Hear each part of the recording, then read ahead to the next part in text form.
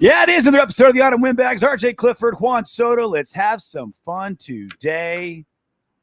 Soto still playing hurt, but shaking it off. Can't even tell. You're like Derek Carr. You've got all these injuries. You're all beat up, but you're out for just one play, and then you're back in, toughing it out. Back in, ready to rock. Yeah, I don't know how much I drugged myself up before I came on. Those little like sticks you stick in your nose, and you gotta clean your passages a little Bath bit. Salts. Yeah, if you start eating someone's chest, we know why. Yeah. Face. No, didn't he eat his face? I thought it was his chest. I thought he tried to eat through his chest to get to his heart. You hear my cat screaming? You drug her up too? Yeah. Her up. I call every cat her and every dog he. No, they're two boys. They're two boys? They're cats. They're my all black cat is Apollo Creed, and then the other cat is Razor Ramon. They're both girls. They're cats. Well, guys, fighters. It's science. Question of the day. Very curious what you guys think. Or put it in the comment section. The Raiders are currently on a not one, not two, but 3-game win streak. You can believe it or not. Against two good teams, right? Broncos, the last two for sure. Broncos suck. Seahawks winning record. There was massive playoff implications in that game. They lost. Chargers were just on the outside looking in of the AFC playoffs. They now fell to 6-6. So these are two above average teams, pretty good teams. Yeah. Of the three that the Raiders beat. So with that being said, now sitting at 5-7 in week 14. We're in week 14, 13.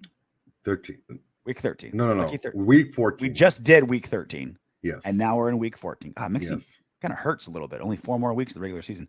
How long does the Raiders win streak have to be before you think playoffs? Playoffs, right? I think that's a fair question.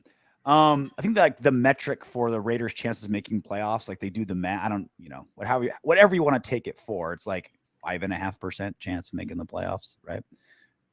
Safe to say, if the Raiders win the next, next 5 and go 10-7, we're in. Very, very safe to say so. Yeah. 9-8, not looking 9-8, iffy. Look, if the Jets flounder, the Chargers flounder, 9-8 might sneak in. AFC's not anywhere near as good as we thought it would be to start the year. So, and it's not saying, all right, guaranteed we're going to get in the playoffs at this number, but what's the win streak got to be? We're at 3, and you can say right now, right? I'm not going to. I wonder when you are going to do, Soto, because you're Mr. Negativity. I'm Mr. Optimistic. You're Mr. Pessimistic. I wouldn't call myself pessimistic, but even I do own a calculator, and I can look and say, I'm not going to really think.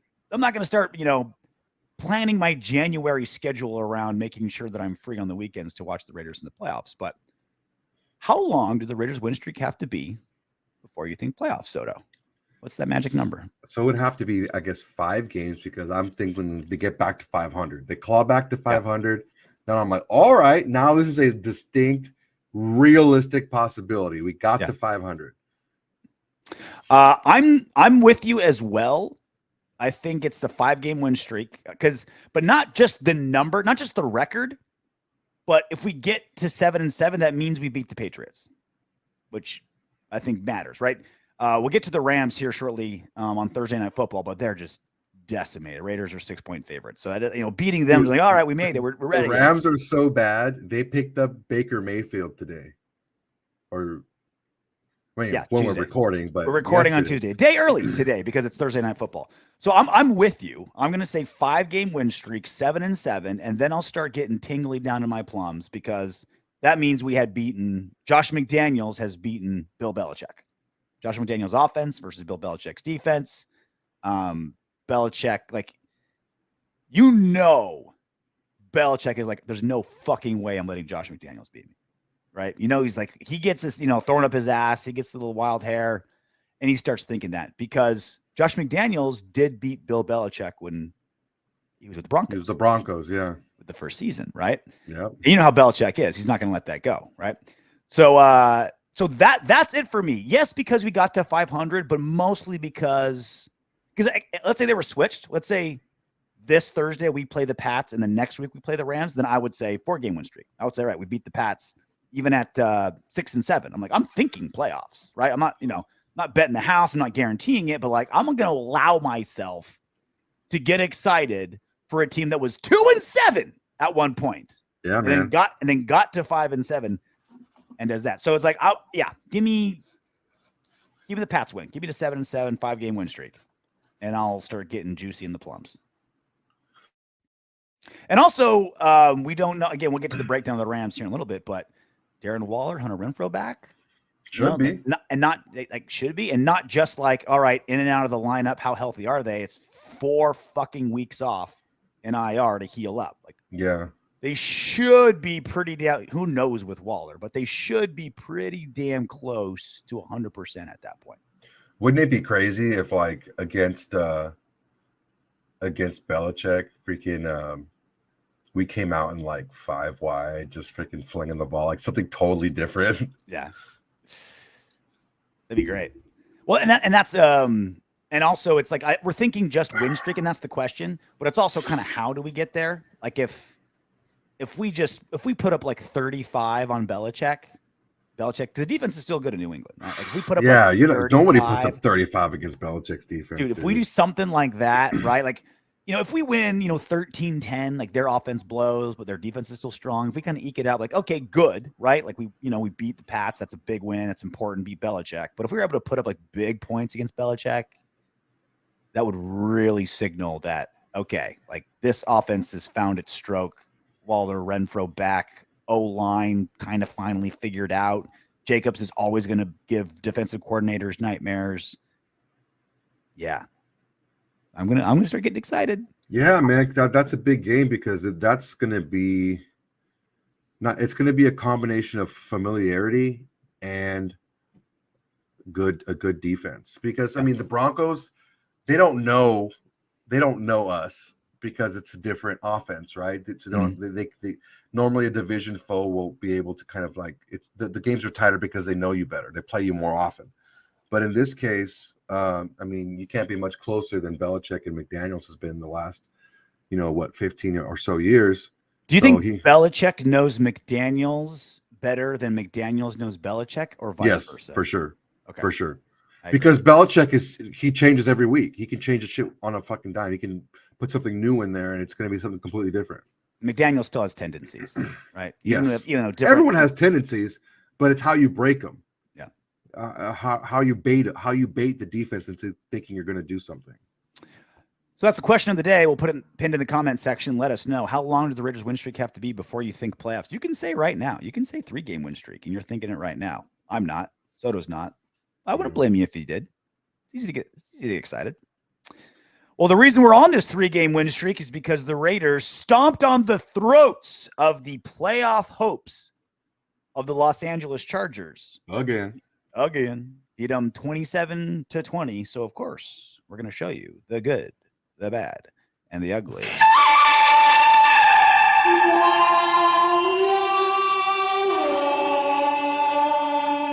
I can really get used to these good, bad, and uglies where the good is going to take us 20 minutes. Bad and ugly is going to take us like 45 seconds. 45 seconds. I can get used to this.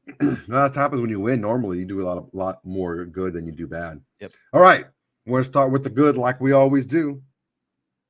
To lead off the good, of course, Josh Jacobs, another day, 26 carries, 144 yards and a touchdown. Great work. A slow day for Josh Jacobs. He didn't hit 200 yards. Beefy. He needs to make sure he gets up there to over 200. No, great job. He's still leading the NFL in rushing yards. Still has a great yards per carry. Still dragging people for 4 or 5 yards. So great work for Josh Jacobs, man. It was a semi-unique game for him in the sense that this was the rare game. He didn't have any tackles for loss, not a single one. But he did get stopped at the line of scrimmage more times than normal. But he made up for that, obviously, with a 5.5 average and a couple like pretty big. He didn't have an 86-yard or a 30-yard. His longest was a 20-yard, but he got multiple like 8, 10, 12-yard runs 8, 9, to make 10, up for yeah. them. Which, normally Josh Jacobs, he's starting to do crazy things, but normally it's like, all right, you're guaranteed 4 yards out of Josh. You're not going to get -1. You're not going to get 0. You're not going to get 30, but you're guaranteed like 5, 6 yards, whatever that number that sweet number is for Josh. This time he was like, all right, I'm going to get stopped a little early this time, but I'm also going to get some big ones. I'm going to get first downs on first down. You know what I'm saying? Yeah, for sure. He was definitely carrying it. And also on that touchdown run, that would have been for 99. And it was the same exact play that he had against the Seahawks. Maybe one of these days the defense will catch up to it. All right, moving along. Davante Adams, 8 receptions, 177 yards. Not one, but 2 touchdowns, deep passes, high-fiving the crowd on the way by. Great job, Davante Adams, showing us again that he is that dude. He did he not get a reception in the whole first quarter? Or was it just really late in that first quarter? He got a little, just kind of like almost a screen pass, and he still turned that into 10 yards. They got like a line of the scrimmage catch. Yeah, we did not do well the first quarter. I don't remember what it was. But it was either like very late first quarter or second quarter when he cut his first pass. And I don't put that on Carr or Davante. That was a great McDaniels adjustment. It's like, okay, they're still keying on Davante, right? They're still keying on him. So all right, we're gonna run Josh. And Josh didn't, we'll get to the ugly, but if Josh didn't fumble, right, that would have, maybe the thing would have started early, whatever. That was a good adjustment. They're like, okay, they're going to focus on Josh in the first quarter, switch it up. Let's start going deep to Davante. Great adjustment by McDaniels. Yes, sir. And next on the list, your hero, your guy, your man, Mr. Jimmy Blue Eyes himself, Guy Liner. Our hero, our man, our QB1. Derek motherfucking Carr. I am very impressed by this. 8.3 yard average per attempt. That is, anything over 8 is good. Around 7.5 is average. Anything over 8 is good. And when you start getting into the 9 range, that's like the Mahomes category. But yeah, 8.3 yards average. 2 deep touchdown passes.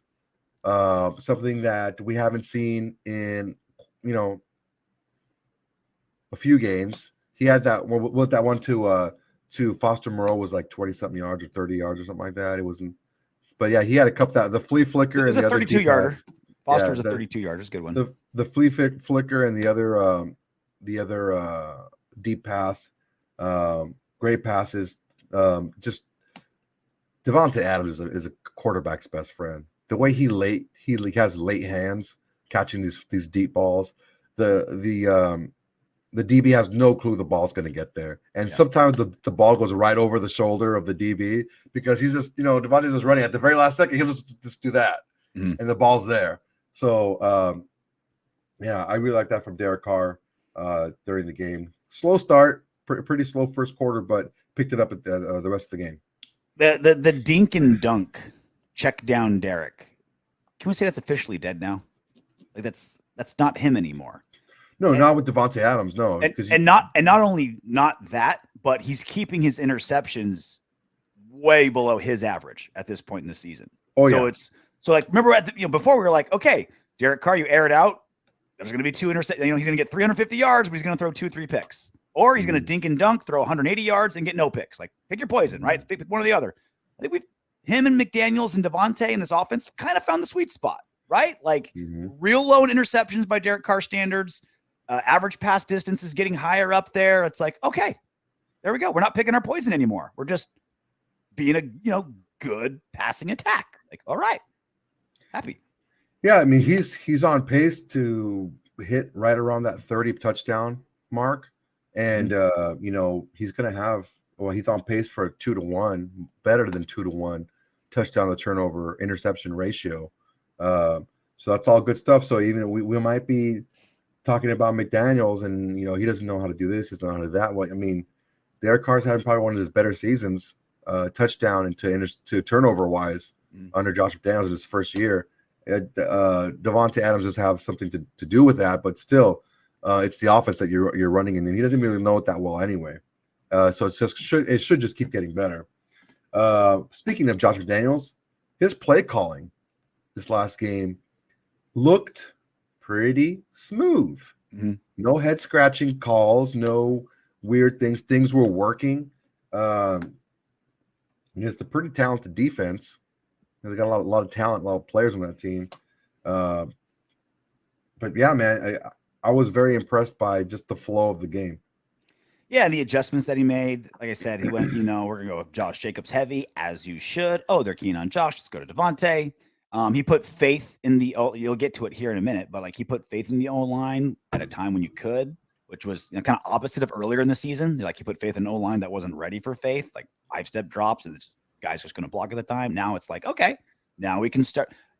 I think he knows what he has now, where the first, quarter of the season, first half of the season, he didn't really know what he had or how to play to the strengths of his guys.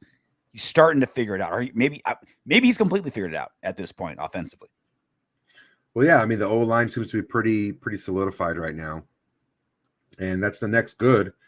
Pass blocking for the O-line: 0 sacks allowed, 0 tackles for loss, and only allowed 2 quarterback hits. So when you can keep, did you hear Khalil Mack's name during the game?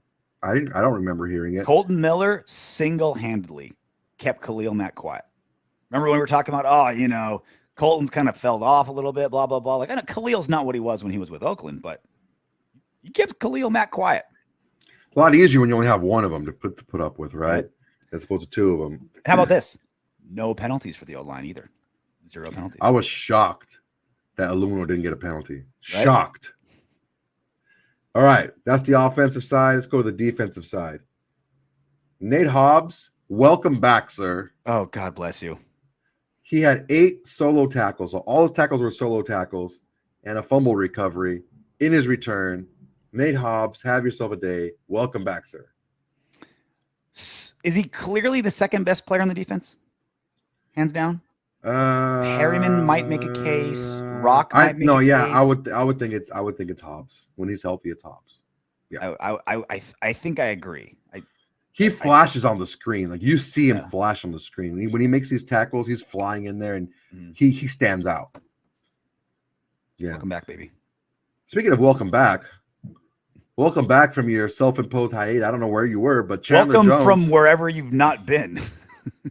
Chandler Jones, 6 tackles, 5 solo, 3 sacks, 2 tackles for loss, 1 pass defense, and including those 3 sacks, he had 5 quarterback hits. So Chandler Jones, goddamn it, welcome. You earned your silver and black on that day. You leave. Chandler Jones, still completely disappointing. Still complete waste of money. Just a terrible signing. However, if you shift your entire offensive blocking scheme towards Max Crosby and you leave a 5th-round rookie isolated against Chandler Jones, in those situations, he'll still make you pay. And that's exactly what happened. Just a complete game out of Chandler.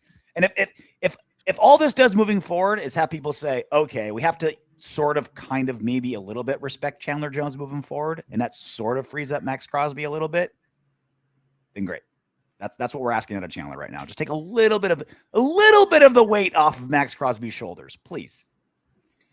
Okay, so in my younger days, I used to hang out with this guy named Tony.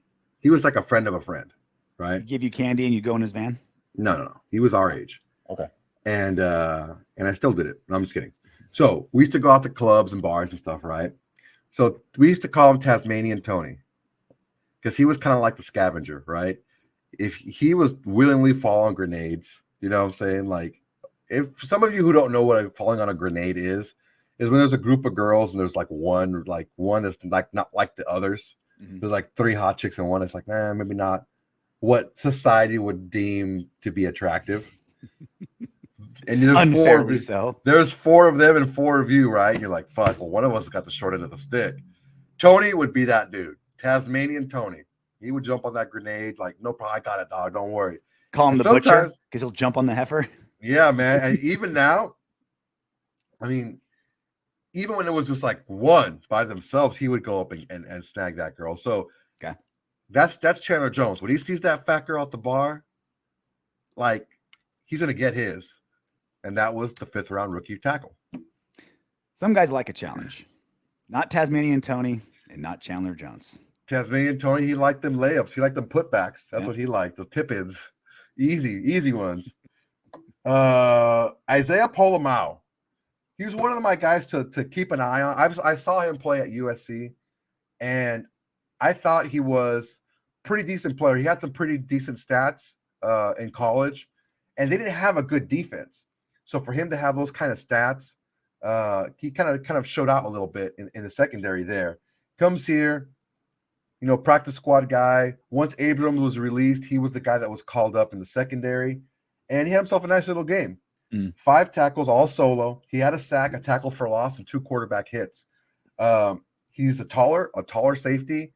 He's filling in a little bit, but he's athletic as fuck. He's smart, and he's tough. This was, and it's not on the good, but I like to just kind of throw it in there as a honorable mention. As Tasmanian Tony likes to do it as well. I like to just spit on it and throw it in there real quick. This was Patrick Graham's best performance, in my opinion. This was his best defensive play call. And I know, again, it's the Chargers and their atrocious O-line, and a lot of individual players played really well. So it's easy to start throwing roses at everybody on the defense. But the blitz scheme that Patrick Graham came up with in the first half was great. He made giant adjustments in the second half, which was great. Kept that, a very inexperienced and injury-ridden O-line, no clue what to do, right? And that's what you want to do, right? Take absolute full advantage of their weakest spot. And Pola-Mao is the best recipient of that. He basically he just had him blitz. Like, this is what you're going to do. You're going to blitz. You're an undrafted rookie safety, very little playing time, probably shitting your pants out there, right? A little nervous, like, oh, am I ready for this? Can I do it? It's like, hey, we're just going to have you do the thing you know how to do. Blitz. And he was a big part of those great blitz packages. And he got in there, right? Like, that makes me think Patrick Graham sees something in him where he's giving him an opportunity to just do what he needs to do, right? Like, the cupboards are pretty bare in our backfield, right? DBs ain't great. So it's like, all right, here's a chance for you to contribute. Here's a chance for you to get comfortable out there. Here's a chance for you to do what you know how to do. Like, we're not doing anything crazy. Just do. It's like when an MMA fighter has their very first fight and he's a wrestler. It's like, look, just go in there and shoot a double leg, take him down, ground and pound him. Right? Let's not work on our boxing. Let's not try to get crazy jiu-jitsu. Let's not try to go the distance. Let's just do what you know how to do and gain some confidence and feel comfortable in there. Stuff him in the cage and just pound the shit out of him. Just stuff him down there. And just do what you've been doing since you were 5. Don't do anything too crazy. We'll keep working on it. And the next game, we're going to ask you to do more. But for now, just do what you're comfortable with. Yeah, don't pull a Matt Hughes and try to freaking stand up with George St. Pierre again. Right. Knocked out. All right, moving along. Old man River over here, freaking Duron Harmon. 6 tackles, 4 solo, 1 fumble caused. Really steady influence in the back end of that defense. He's gained the trust and the respect of the defense, where he's one of the leaders in the defense. I would call him one of the leaders in the defense now. Mm-hmm. Yeah, an OG, right? Like, you need that with such a young defense, right? Undrafted free rookies are like a big part of the defensive scheme, right? Like, you're like, okay, we need some guys who know what they're doing back there. And even the guys are supposed to count on, Nate Hobbs, Javon Merrick, they're still second-year guys, right? So thank God Harmon's back there. For sure. All right. Rounding out the good. And I when I saw this stat, I almost fell out of my chair, and it wasn't the medicine. Our red zone defense, we allowed 0 touchdowns on 3 trips of the Chargers into the red zone. 2 field goals and 1 4th down stop. That was thank God for Brandon Staley. He's like, oh yeah, 4th and 2. Let's go for it in the red zone. Like, beautiful. Thank God Brandon Staley's there. Yeah, that's fantastic. I mean, that's been what was it through the first 14 weeks? Opposing offenses were batting 1,000 for touchdowns in the red zone. Yeah. For like so last week and this week. Last week was the first time they went in. Yeah. So it's beautiful. Back to back games. Not letting them bat 1,000 in the red zone. Look, man, I'm not trying to get too far ahead, but just like the offensive line is starting to look better, the defense is starting to look a little better. Situationally, we're starting to look a little better. You're seeing guys, like, if you look at the stat sheet, there's not like, 2 or 3 guys. It's not like Divine Diablo and Denzel Perriman each have like 15 tackles, and then everyone else has like 1 or 2. It's like there's the top, which is 8, 7, 6, 5, 5, 5, 5, 5, 5, 4, 4, 4, 4. It's like a bunch of the guys have a bunch of tackles, which is good. Stat fillers. So and this is a nice part of the season where we're going to keep facing bad offenses, bad offensive lines, injured offensive lines, right? Last week, this week, and the Rams as well. Like even the more devastated O-line and offense, right? We're looking like a third string quarterback and like 4 O linemen on IR, right? 4 linemen on IR. Van Jefferson is the number 1 receiver. You know, no stuff, Cup, right? no Allen Robinson. So it's one of those things where it's like, all right, this is a chance for you guys to get comfortable on the D line and do some cool things, but then use that to get better, right? Like remember, like recognize who you're playing, take advantage of it, gain some confidence, and then when we start playing, you know, Patriots, fucking Niners coming up in the second to last week, like okay, you guys got your confidence. Now know you're going up a notch, right? Mm-hmm. Like you were playing JV, now it's varsity. Just keep that in mind. For sure. All right, that was the good. You can't have good without bad, or else it would be nothing. So there is some bad. Turnovers. We had 2 turnovers in this game. We had a fumble and an interception. Was it the first 2 drives or 2 of the 3? Was it the first 2 drives or 2 of the 3? I don't know. I think it was 2 of the first 3 drives, I believe. The first 3. Okay. But yeah, terrible fumble start. And interception. Not a good start in the first quarter. To our credit, we only gave up 10 points on those 2 turnovers. So yeah, great work by the defense, but offensively, yeah, those turnovers, we got to cut that out. And I'm so willing to forgive Josh Jacobs fumbles because he never does. Like it's so rare for him to fumble, right? It's like, okay, like it's going to, every few hundred passes, Jerry Rice is going to drop one. It's just going to happen. Every few hundred carries, Josh Jacobs is going to drop one. Yeah. It's been a long time since he's dropped one. Yeah. I mean, he kind of dropped one last week and they didn't call it, but they called it. But we'll talk about that. Forward progress was stopped, Soto. I'm not trying to say he was. I'm saying, yeah, he did get the ball knocked out last week as well, but it didn't count. Mm-hmm. Bad. Our third down offense, not great. 3 of 10. Got to clean that up against some of these better teams that make you inch the ball down the field, like against teams like the Patriots, even the freaking Rams defense. Like we played some talented defenses coming up. Got the Rams, got the Patriots. And then we have the Niners. I thought the Steelers were first. Yeah, Steelers, then Niners, then Chiefs. Close of the season. Yeah, so we got some tough defenses coming up. So we got to be better on third down because these defenses are not going to let you throw the ball over the top like the Chargers did. They're going to make you inch the ball down the field. So being better on third down is going to be important for us offensively. All righty. I'm sorry, go ahead, sir. Well, I was also going to say, like, it's not like those were like 3 and 25, 3rd and 25 too, right? It was like, yeah, we had very low there wasn't, like low penalties. It was partly because Josh Jacobs was a little bit more feast or famine, right? Because he had a couple just like line of scrimmage stops, but a couple other like bigger, like 10-yard runs, right? So it was like, 3rd and 8, 3rd and 10 type of things, which, 3rd and long-ish, but not 3rd and a mile. So it was got to work on that. Yeah, got to get better. Also, you have to get better. I don't know what it is about the Chargers and 4th down. They were 3 for 5 on 4th down. We can't have that. Those are drive enders right there. So we got to make sure we clean up that 4th down. That 4th and 18 that could have ended the games, getting flashbacks to last season in the final game of the season. There were people. We had actual Raider fans, and I get it. Like, I want to hate Justin Herbert as much as the next Raider fan, but there are people like, oh yeah, Mr. Dink and Dunk, Mr. Check Down Herbert. You're like, dude, how could you watch last year's game of Justin Herbert, the last game of the season, when he converted like 37 4th and longs, and call him Check Down Herbert? It's just not true, man. It's just not true.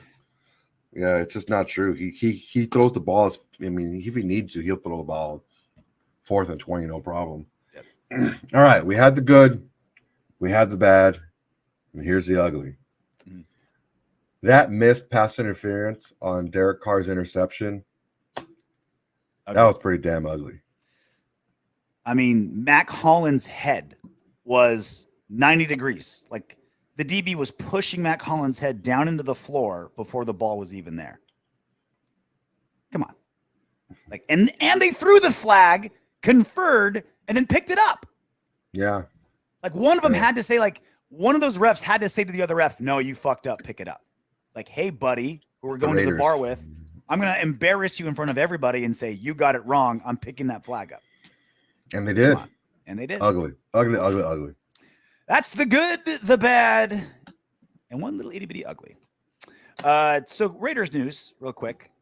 In a head scratcher, Raiders versus Patriots was supposed to be primetime, week 15, Sunday Night Football, Allegiant Stadium. It got flexed. And at first I was like, okay, losing record. Like the story, you know why they did that, right? Storyline of, Josh McDaniels, Bill Belichick. Okay. Yeah. Like, I remember like the Raiders were hyped to be this, supposed to be, 9-4 right now, right? Or something like that, right? Yeah. But it didn't pan out that way. So, okay. I get it. You flexed them out. What are you putting there instead? Eagles game, putting there a Chiefs game, something like that. They're putting the fucking Commanders versus Giants into Sunday Night Football? You're putting the Commanders into Sunday Night Football over McDaniels versus Belichick. Yeah, I mean, look, the NFC East, as of right now, all 4 teams would get into the playoffs in the NFC East. So it is a big game, playoff implication wise. Let's say if the game with the Patriots was 1 week out and we are continue to win, that would be heavy playoff implications for both of these teams, us and the Patriots. So maybe that would have stayed. But I understand as far as that goes, the playoff implications for the Commanders and the Giants. But dude, I still think McDaniels and Belichick is a bigger story. Part of me thinks that's an advantage for the Raiders because the Pats coming in to Vegas, maybe they party a little bit. Now they have less time to fight their hangover. It's an afternoon game instead of a night game, when it's the primetime game, like, all right, you sleep in, get your electrolytes down, drink some water, maybe get a little IV, let the Tylenol do its work. Now it's like, okay, now you get a little less time to work on your hangover. Maybe it's advantage Las Vegas. I like to think so. Let's hope so. Another little move, small move. Kendall Vickers, defensive tackle, was released. Kyle Pecco came in. He's promoted from the practice squad. Vickers missed 3 games with back injury. Well, Kyle, he has 3 tackles in 3 games. So not a drastic move, but it does kind of show you the best ability is availability. And Vickers wasn't so good where they're like, all right, we're going to use an IR spot on you, or just like, all right, we'll just kick rocks. We'll move on. Yeah. Take care, comb your hair. And especially with how well the defensive tackles are playing in the last 2 games, it's kind of like, why are we like, let's not change it up too much by trying to drag someone back. Well, yeah, I mean, against the Seahawks at the weekend, we gave up like 2.6 yards a carry, and then this last game against the Chargers was like 3.3. It's pretty good. So that's the defensive lineman side. Here's the big question.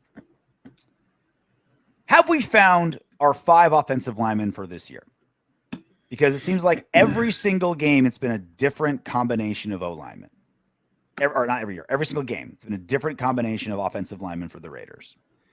The only constant has been Colton Miller at left tackle. Andre James semi-quickly solidified himself as the starting center, but it's been a mess elsewhere. And the results early on were terrible. In back-to-back games, though, it's been the same combination. Colton Miller, Dylan Parham, from left to right. Colton Miller, Dylan Parham, Andre James, Alex Bars, Jermaine Illuminar. And especially after this last game, no sacks, no negative runs, no penalties against the Chargers. The depleted depleted Chargers on the defensive side, I get it, but still. Have we found our starting offensive lineman for the rest of the season, Soto? I think so, barring injury. Yeah, I think these are the guys that we're going to roll forward with. Now, I wouldn't necessarily say they're like the best 5 that we have, but they're the ones that are the 5 that work the best together. Mm-hmm. And that's the big question, right? Like at the beginning of the season, we were assuming, and maybe that was still the game plan, even if it didn't work out that great to start, that Dave Ziegler and Josh McDaniels are going, okay, we'll go cheap on O-line and go young and consistency. Let's build cohesion. Let's have them be younger so there's a smaller chance of injury. Let's go that route. Let's just have guys that work well together.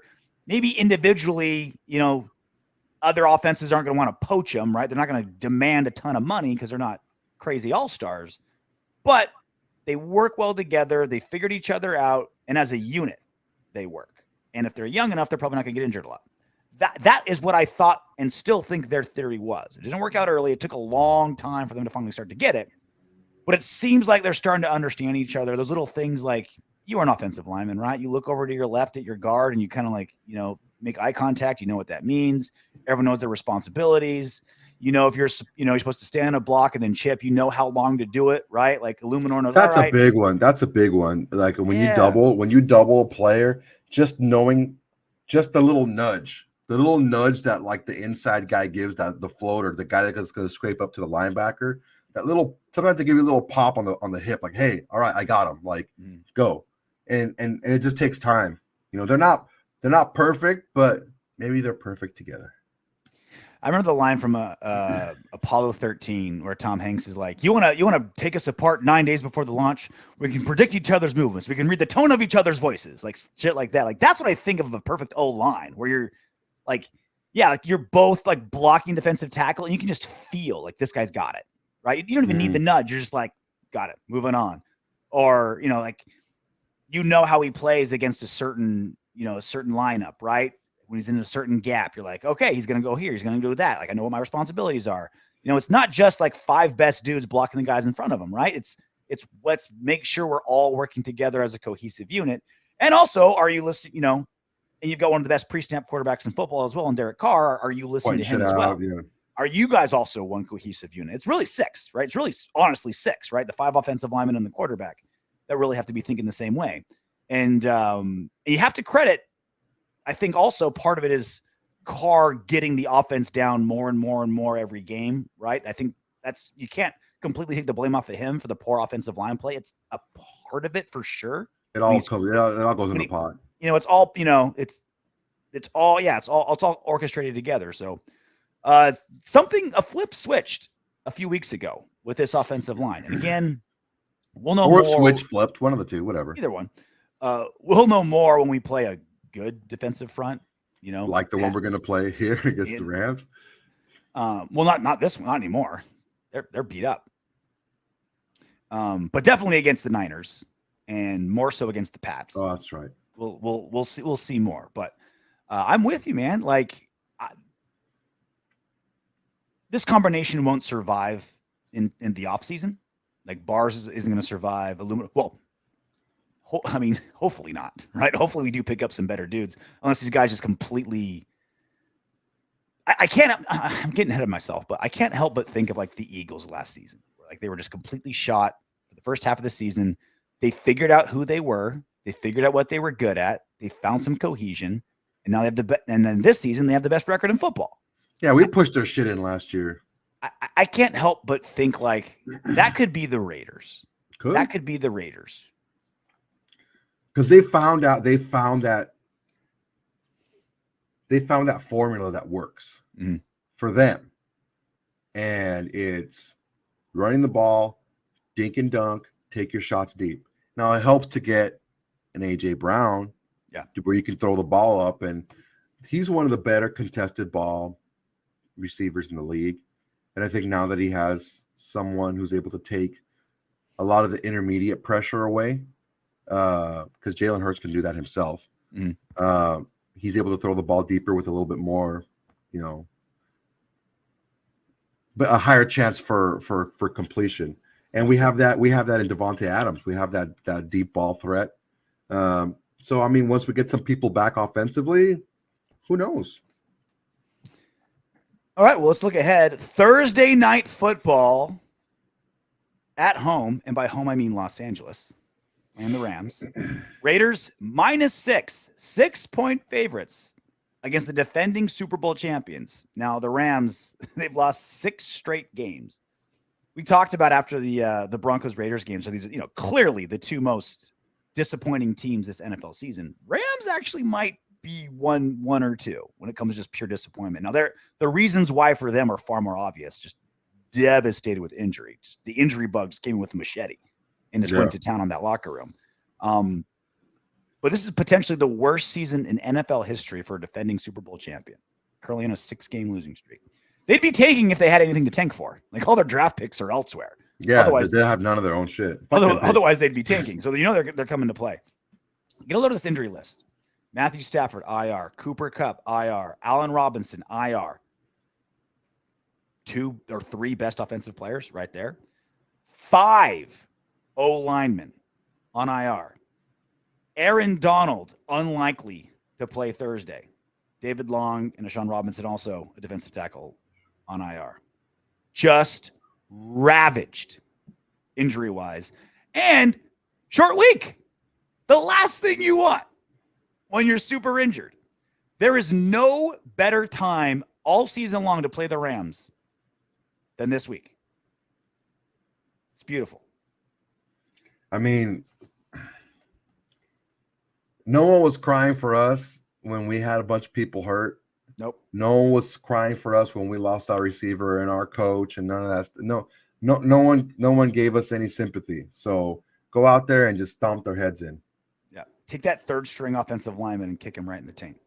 So the Raiders offense, or Rams offense, only 16.8 points per game, 29th in the league.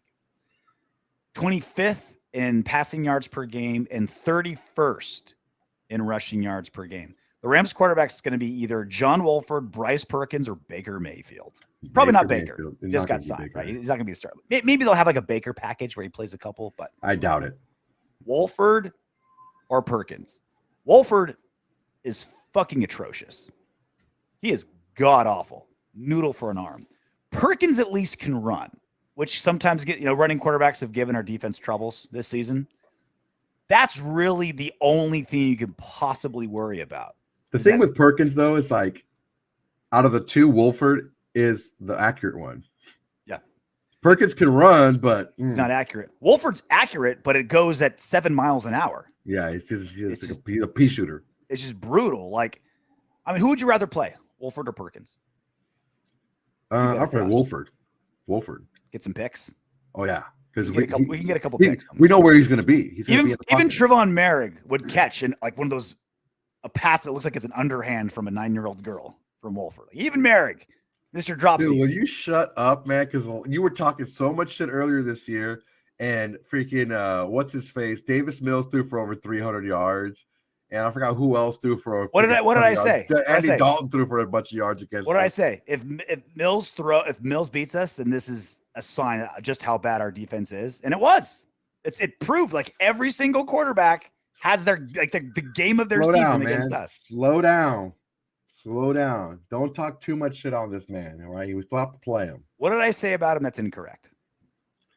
It's not about the correctness or the validity of your statement. It's just relax, because we've done that before, and it's bit us. Okay, so those two guys are trash, even when everything's going well for them. They don't have their 2 wide receivers, Allen Robinson and Cooper Kupp. And this defensive line should be up the ass of whoever the quarterback is. Like, this D-line, it was a combination of things, right? Last week, with Chargers having another decimated O-line and Patrick Graham having a really good blitzing scheme dialed up, right? Those things put together had him perform really well. They should perform just as well this week. They really, really should against inexperienced quarterbacks and a decimated O-line. It's been so bad. The Rams have rolled out a new offensive line combination every game besides the opener in the second game. Like, yeah, I mean, it's a tough situation, but I mean, this is when the good teams fucking flex their muscles and they beat this team by more than 2 scores. So that's the Rams offense. The Rams defense, not much better, but it has its strength. They've given up 23.3 points per game. That's 22nd. Passing defense, also 22nd. Rushing D is still good. 4th. Still a pretty good rushing defense. That's because of Aaron Donald. It's a factor, a large one, right? You got the best defensive lineman in football. Here's the issue. Player. Here's the issue with Aaron Donald, and it was kind of like in the inverse of Littleton. Aaron Donald commands so much attention, even in the run game. You get free shots, and you just have to kind of like pick your poison because you're not going to single block Aaron Donald ever. You're never going to single block him. So you're always going to have to double him or triple him sometimes to even get a hole open because he's a certified game wrecker. Sure. And I without Aaron Donald in that lineup, I believe their linebackers are going to get exposed for like Littleton got exposed because Littleton's not lighting the world on fire with Carolina. No. So a lot of it's Aaron Donald and how it's almost like the whole Max Crosby, Chandler Jones thing. Mm-hmm. The Chargers were like, okay, we're not going to let Max do shit. And he didn't do a lot, but Chandler Jones did. So that's the same thing now. We're going to say, okay, well, now you don't have that guy taking up all that attention. Everyone else has to step up a little bit. I see us being able to run the ball a little bit better. Counterpoint. You'll never hear me say Aaron Donald isn't. I think he's the best defender in football, period. Any position. You'll never hear me knock him or his ability to change the game. However, I will say this. Without Aaron Donald last week against the Seahawks still were only able to get 90 yards on the ground and only run one rush going over 10 yards. Without Aaron Donald, they still were able to keep the Seahawks rush pretty well contained. So, again, they don't have Josh Jacobs, right? So I'm not, we should do better than that. But the idea that, like, all right, Josh Jacobs is going to do another 200-yard game, that'd be awesome. Certainly possible if this O-line keeps finding the momentum that it has. But I'm not willing to say, like, okay, we can do whatever we want without Aaron Donald. I think this is a game where we lean on and especially we don't know the status of Darren Waller or Hunter Renfrow. They are eligible to return from IR. Mm-hmm. I believe they will, but we don't have anything concrete yet. We're recording this on Tuesday night. But with Waller back, Renfrow back, Davante being Davante, O-line's pass blocking getting so much better, and a terrible pass defense, this might be one of those games. It's like, all right, Josh, 12, 15 carries, rest that calf a little bit. We should be able to light these dudes up passing. Yeah, if we're pretty far ahead, it could be one of those fourth quarters where we just see a lot of the backups, a lot of Zamir. And also this, again, I'm just using last week as an example of the Seahawks. Geno Smith threw for 367 yards against the Rams on Sunday. A single game career high. Geno Smith lit up the Rams like a Christmas tree. I mean, that's making me think, okay, we should be able to pass. Like this Rams defense, while, missing Aaron Donald, they still can't pass rush. They can still kind of bottle up the run decently. They can't pass rush. They can't defend the pass. No, sir.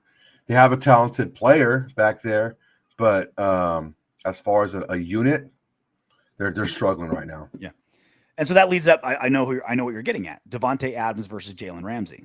That's my favorite matchup on this squad. There's nothing better. I'm more looking forward to than how Davante Adams is going against Jalen Ramsey. And if they go, okay, Davante or Jalen, you've got Davante one-on-one. You're going to cover him one-on-one. I love that. Go ahead. Double up on Renfrow. Double up on Waller. Load up the box for Jacobs. Leave Ramsey out there on an island with Adams. I will take Adams one-on-one with anybody. Anybody. National Football League. Anybody in the National Football League. Please do it. I dare you. Can't wait to see that happen. You ready to do some What Up Windbags? You know it. Okay. I'm so looking forward to these What Up Windbags. Top 3 entertainment. Remember on our last live chat, every single time there's a sex bot in our chat, you get all hot and bothered. And you're like, oh, yeah, I'm going to talk to this chick. It's like, all right, dude, it's a 70-year-old dude in the Philippines. First off, it's a sex bot, and it's not even a person. It's just like, oh, come look at our site. That's what I put up. Okay. Soto having an STD to start the show is awesome because it shows he shouldn't have trusted that girl from last week's show. I shouldn't have trusted a lot of girls. That statement could be a very broad stroke with that statement. Hey, when it comes down to passing STDs one to the other, I'm more worried about the girl than I am you, Soto. Look, man, STDs are like long division. If you have everything, you just cancel each other out. Sounds airtight to me. Next She one. wasn't. Dominique 5. Did you guys see the hot blonde sitting next to Mark Davis? Sure did. You remember that? Yeah. Luckily, I did Smoke some show. sleuthing. Or creeping, whatever. Or creeping, however you want to put it. We found out who it is. It's this girl right here. They're just saying if you can't see on the podcast, just on the YouTube, smoking hot blonde in the owner's box, sitting right next to Mark Davis. Now, Mark Davis, I didn't notice this till now. Mark Davis is sitting in the corner. He always sits in the corner of the owner's box. So there isn't like,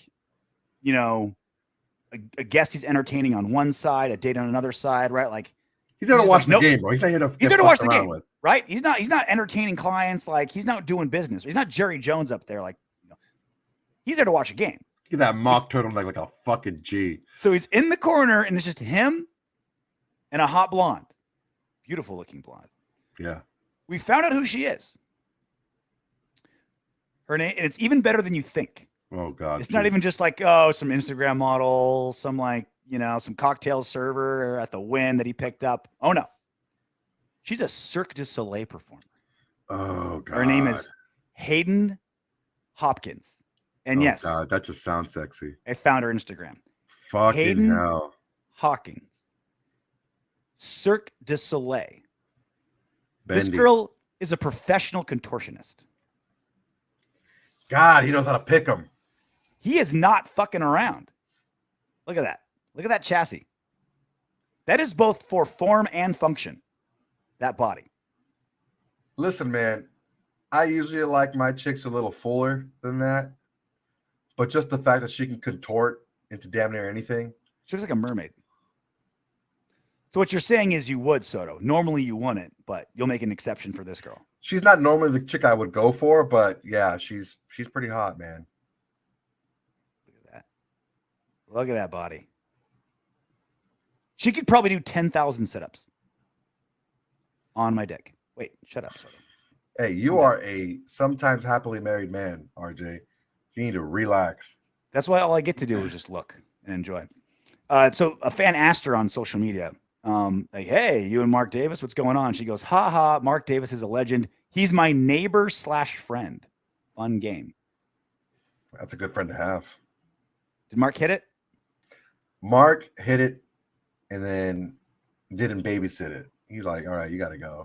You got to bounce. Like, it's time for just bring your cab fares on the dresser. That's how old school he is, giving cab fare. Come on. To a Cirque du Soleil performer? No way. Even across the street. Have Jeeves drive you wherever you need to go. She has 213,000 Instagram followers. I'm sure she does.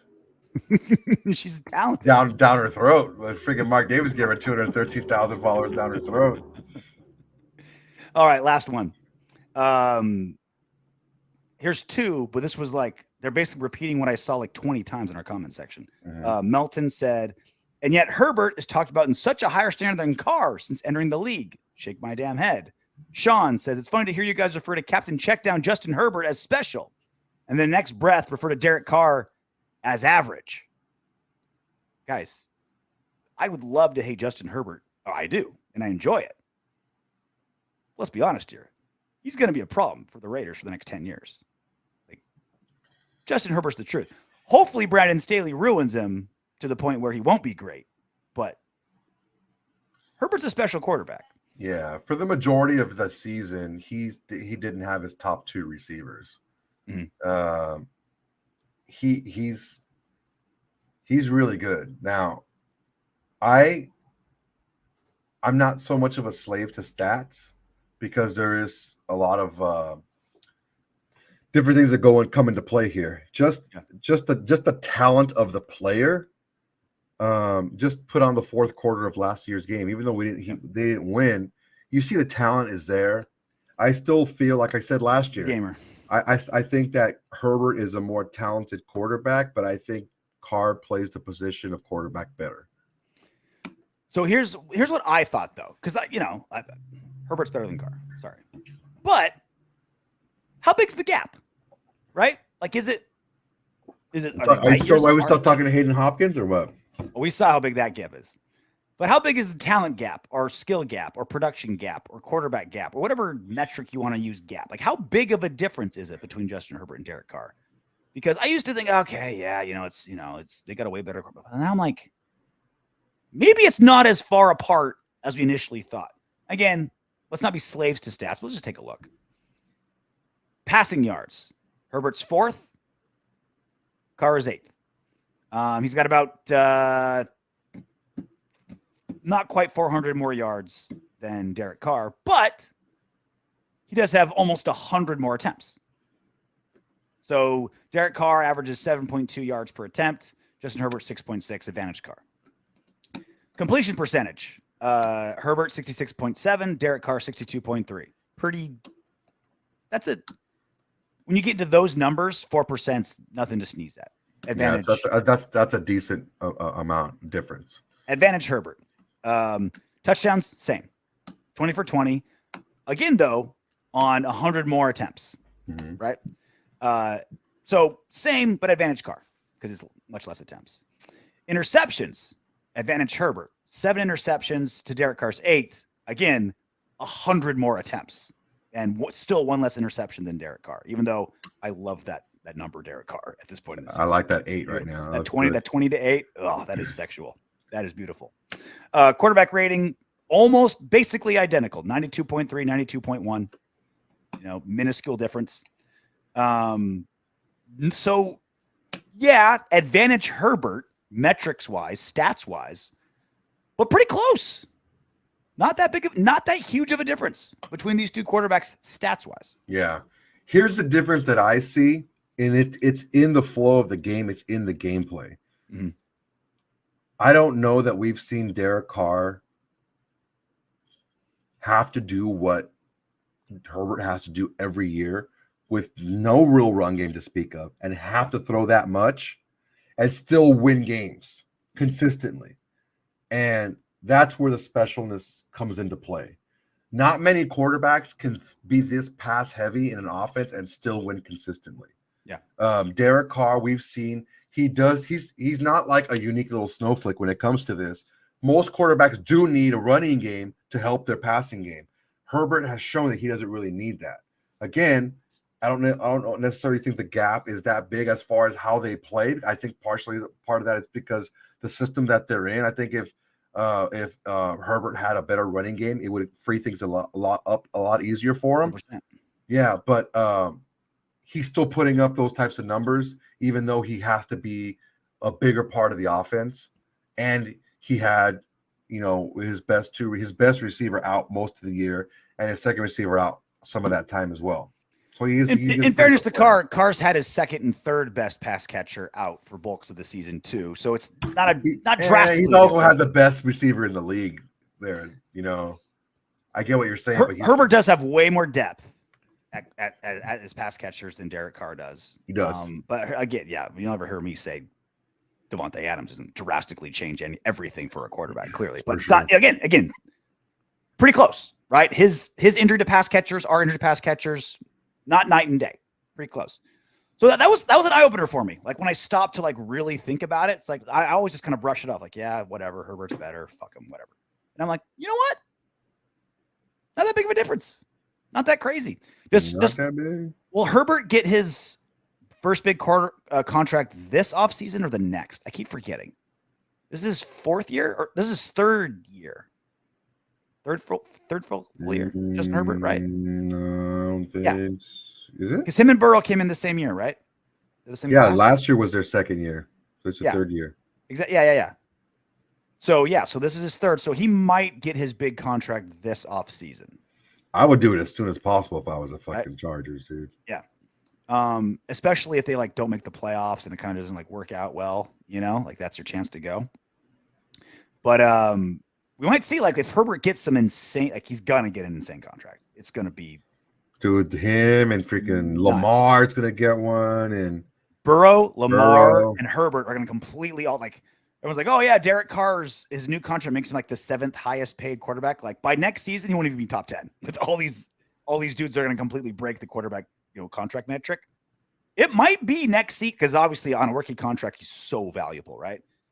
I bet you by next season, Herbert's cap hit to Carr's cap hit, Carr will be more valuable than Herbert. I think Herbert will still be better, but when you look at, he's getting paid 30% more, 40% more than Carr. Is he 30 to 40% better production than Carr? I don't know. I think it'll be pretty. I think Carr will win that. If we keep the real test is going to be when you get a really good offensive mind to help him create an offense that just isn't, here you go, Justin Herbert, throw the ball around the field. If here's God 50 forbid, attempts, save us. God forbid if Sean Payton is the coach Don't even say next it. year. Oh God.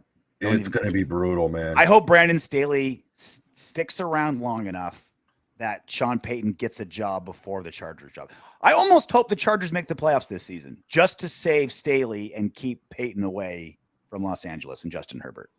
I think Staley's gone no matter what. I think they see the writing on the wall there in LA. Should we be rooting for Chargers to make the playoffs? Should we be rooting for that? Honestly, I don't fucking. You think they're not going to freaking deal with Sean Payton before they fire fucking Staley? You don't think they're not going to do that? Of course they're going to do that. But so's everybody, though. You know what I mean? Like, everyone's going to want Sean Payton. That's every single owner, GM's looking for him. They're going first. They're going to. I get it, but what I'm saying is they're going to secure him first, and then they're going to wait for bye-bye, and then they're going to do the whole sham of freaking to fulfill the Rooney rule, and then they're going to hire Sean Payton. Not if they go to the playoffs. I think even so. Really? Think if they go to the playoffs, they'll still fire Staley? But what do I know? Yeah. Yeah, if they can get Sean Payton for sure. I need him around. I want him around for the next 20 years, but I would love him to be around for a long time. All I want is him to be around long enough for Sean Payton to find another job, because that's going to be such an appealing gig. Live in Los Angeles, Justin Herbert, talent everywhere, and especially a team that's like so underperformed their talent level. It's a top 5 roster. When the Chargers are healthy, it's a top 5, maybe top 3 roster in the NFL. And you're looking at that as a coach, and you're like, wow, this team is so underperforming their talent. What if they had a good coach? And Sean Payton's going to be drooling over that. For sure. So, yeah, scary. All right. Well, that's it for us. Again, recording one day early because Thursday night game. I'll be in Las Vegas for Raiders-Rams. So we'll still do a live show, but I'll be at my esteemed 5-star suite at the New York, recording there. And I'll have to watch it at a bar because I'm in Vegas, so it might be a little warm, a little roasty. You go to the piano bar? Hold me closer. No, I'll go to some trash bar by New York. That's where my people are. That's how I roll, Soto. You know that. Perfect. But until then, knock on wood if you're with me. Congratulations for making it all the way to the end of our video. If you want Darren Waller to catch 20 touchdown passes next season and for Max Crosby to have 30 sacks, go ahead and subscribe and click the next video.